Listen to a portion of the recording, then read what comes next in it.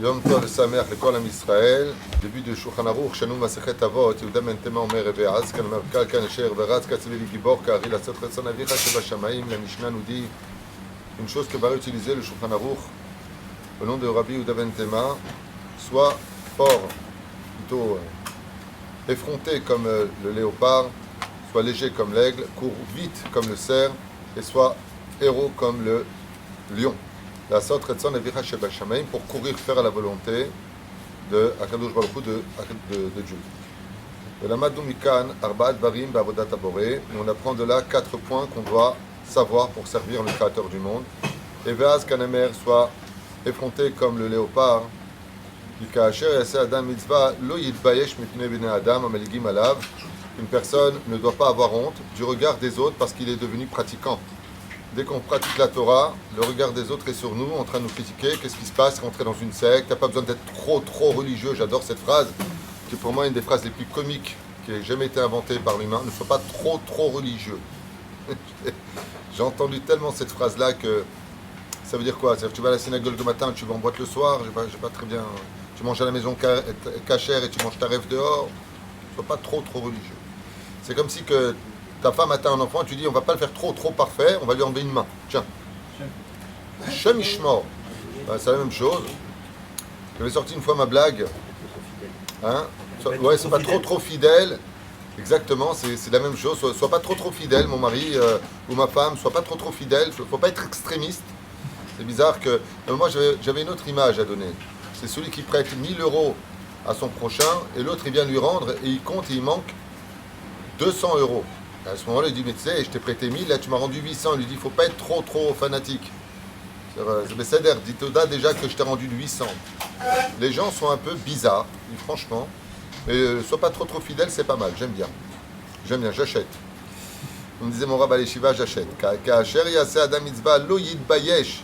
Et qui, comme aujourd'hui, le rabbi de Lubavitch, Zacher Tzadik Vekadosh Ibracha, on fait Saïloula Gimel Tammuz, a su inculquer sur tous les pays, dans tous les lieux, ces dimensions de mettre Tfilim, même dans la rue. Là où tu te trouves, pratique ton judaïsme, ne t'en vante pas, ne t'enorgueillis pas, et ne provoque pas, mais vis-le. Je me rappelle en France, bon, c'était peut-être pas le meilleur endroit, je voyais des Lubavitch mettre le métro, dans le métro même les Tfilim. Mamash, ou alors à Belleville, il y avait beaucoup de monde, comme ça, sans problème de mettre un kiosque et de mettre les Tfilim. Yehudi tzarich liot ge'e beyaduto. Un juif, il doit être fier. Et ça, c'est contre le Namer, Bezrat Hashem, que même si maintenant tu mets les tefilines au bureau et on te regarde comme ça en disant qu'est-ce qu'il a avec ses 2 cornes, on dirait un quoi? Un rhinocéros. Mieux vaut être un rhinocéros juif qu'un joli toutou avec la chaîne en or et tout ce qu'on veut. Bezrat Hashem Itbarach, un homme il doit être ge'e beyaduto, soit fier de porter des tzitzit, soit fier de te prendre à la bête Knesset.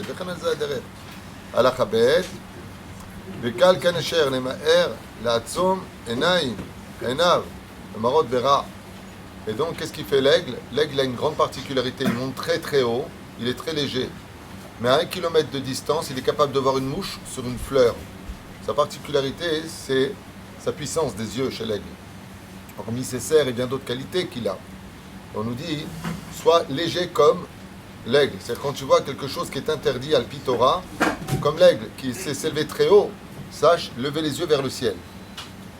Évite de regarder l'interdit avec facilité comme l'aigle s'élève dans les airs. Parce qu'il flotte, okay? Il plane et sans joint. C'est la grande qualité de l'aigle. Il y en a qui planent, mais il leur faut de l'aigle. Okay? Que tes jambes t'emmènent avec facilité pour aller à la synagogue, étudier la Torah, pour donner la tzedaka à quelqu'un vient, lève-toi vite sur tes jambes à l'image du cerf, et Gibor Kare, qui doveret Bezrat Hashem, lève la Netzach Yetzerara, car la guerre dans le cœur où il y a Yetzerara a besoin d'un cœur qui soit comme un lion, qui soit comme un roi, qui dit au Yetzerara de se taire et que lui prenne les rênes de sa vie. Et surtout le matin. Moi, ça me fait rire cette phrase, je vous dis franchement, parce que s'il y a un animal fainéant dans l'âme, c'est-à-dire on l'appelle vraiment la savate, qui vit en savane, c'est le lion. Il n'y a pas plus fainéant au lui, il ne chasse même pas le mec. Une fois que les lions ont chassé, ils se ramènent juste pour manger. Et pour lever un lion, c'est Pour ça, il y a marqué dans la Torah, Parashat Balak, Mi yekimenu Leviya.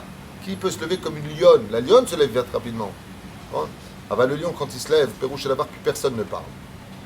Quand le lion se lève, surtout si c'est un lion tunisien avec comme ça les poils sur le torse, le haï en or, la totale, les bagues comme ça de partout, la gourmette en or. Ken haïda. Le lion, quand il se lève, on reste à sa place parce que sa morsure, elle est mortelle. Et la reine du Seata d'Ishmaïa, le matin, quand tu te lèves, lève-toi comme un lion. C'est vrai que ça va être dur. Aval, ne laisse pas Yetzerara te ramener dans le lit. T'as un mode qui est carrié. Allez, des cas, Adam, Zoché, la voix de Tachem, par ces 4 éléments qu'on vient de citer. Eskel Yeshua de Nechamot. Et on voit une chose qui est très importante ici à Moussar Eskel. Si vous observez bien, de tous les animaux qui sont cités, il n'y en a qu'un qui est cachère. Le lion est cachère. Alors toi, tu manges les entrecôtes de lion. En plus, il a dit de bon cœur, le lion est cachère. C'est la petite gazelle qui est Alors, non, le lion n'est pas cachère, c'était juste le cerf, le tzvi. C'est le seul qui était cachère. Il y en a 3 qui ne sont pas cachères. Vous savez ce qu'on apprend de ça? Qu'on peut apprendre de tout le monde dans ce monde, même de l'animal qui n'est pas cachère. Il y a encore beaucoup de choses à apprendre, à plus forte raison, des gens qui sont cachères. Mikol milaim daiskaltik et votecha sichali. La grandeur de la sagesse d'un homme, c'est d'être capable d'apprendre de tout le monde, même pas simplement de celui qui est plus petit, même de celui qui est tamé. Il y a toujours des choses à apprendre positives, à la condition où il sait jeter l'épluchure et manger le fruit.